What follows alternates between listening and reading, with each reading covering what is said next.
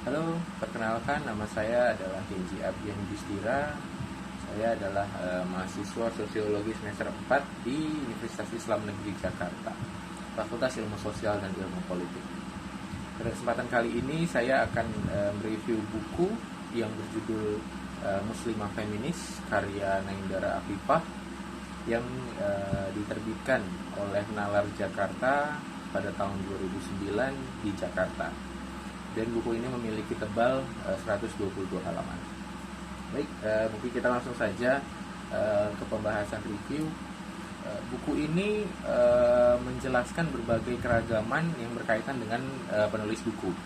Beliau lahir di Kecamatan Labuan, Kabupaten Pandeglang, Banten pada bulan April tahun 1970. Lingkungan tempat tinggal penulis sebagai lingkungan yang penduduknya kental dengan nilai-nilai agama, atau dalam hal ini adalah agama Islam, sehingga pada buku ini menjelaskan biografi yang intelektual dan spiritual. Pada bab pertama menjelaskan pentingnya identitas nasional sebagai identitas penegasan sosial tentang keberadaan seseorang di tempat asalnya. Seperti agama di lingkungannya, kebanyakan orang melakukan ritual ibadah menggunakan aliran Nahdlatul Ulama, dan nenek penulis menikah dengan seorang guru agama yang tergabung dalam organisasi tersebut. Oleh karena itu keluarga penulis pun memegang atau memeluk ajaran Nahdlatul Ulama. Lalu pada bab kedua, buku ini menjelaskan tentang pendidikan penulis. Penulis bercerita bahwa ia dididik di pesantren sejak kecil.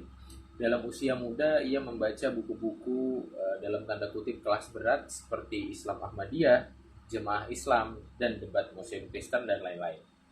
Ia juga cenderung memahami teologi yang menyerukan umat Islam untuk kembali kepada Al-Quran dan As-Sunnah, dan menolak segala macam tradisi seperti tahlilan, ziarah ke kuburan, menghormati guru atau ulama sufi dan lain-lain. Saat di pesantren, ia mengenal kelompok pengajian. Penulis mencoba mencari tahu identitasnya berdasarkan minatnya. Pada akhirnya penulis memutuskan untuk pindah sekolah, dan di sekolah ini dia diarahkan pada tradisi Islam, sehingga penulis menemukan kerendahan hati dan ketenangan di sekolah ini. Setelah lulus dari sebuah pondok pesantren, penulis melanjutkan studi di Universitas Islam Jakarta yang bernama IAIN Jakarta. Semasa di IAIN, ia tidak asing dengan PMII karena sejak di pesantren ia bergabung dengan organisasi PMII. Namun beliau tidak bergabung di dalamnya dan memutuskan untuk bergabung dengan Forum Mahasiswa Ciputat. Di forum ini beliau menemukan jati dirinya. Setelah lulus dari IAIN tahun 1993, penulis aktif dalam berbagai kegiatan untuk perempuan dalam dan luar negeri. Salah satu pengalaman penulis adalah ketika ia menjadi salah satu pembicara di sebuah acara yang diselenggarakan oleh organisasi perempuan di Finlandia pada tahun 2000. Kemudian melanjutkan perjalanannya ke Amerika. Pada bab ketiga, buku ini menjelaskan tentang kewanitaan dari sudut pandang feminis, menjelaskan tentang pembagian kerja berdasarkan gender yang menyebabkan ketidakadilan terhadap perempuan di Indonesia. Pandangan masyarakat secara umum, wanita harus melakukan pekerjaan rumah tangga, membersihkan rumah, memasak, dan lain-lain.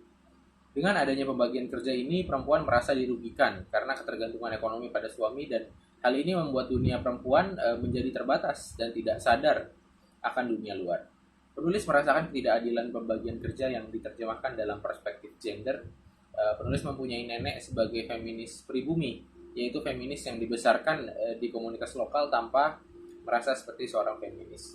Sehingga kesadarannya membuat semangat untuk mengubah dan mengintegrasikannya ke dalam masyarakat luar.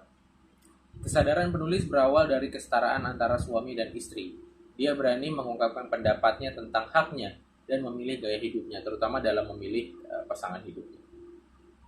Pada bab keempat, buku ini menjelaskan keberadaan penulis sebagai anak bangsa.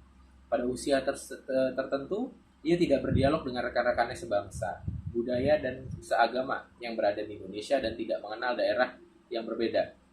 Salah satu alasan penulis tidak tertarik dengan negara Indonesia adalah pengalamannya menyaksikan negara diperintah oleh kediktatoran Soeharto selama lebih dari 30 tahun. Di era di mana korupsi merajalela di kalangan elit dan dilindungi institusi militer, terutama ketika pemerintah berutang kepada Bank Dunia dengan kedok pembangunan. Kenyataannya untuk memenuhi kebutuhan pribadi penguasa.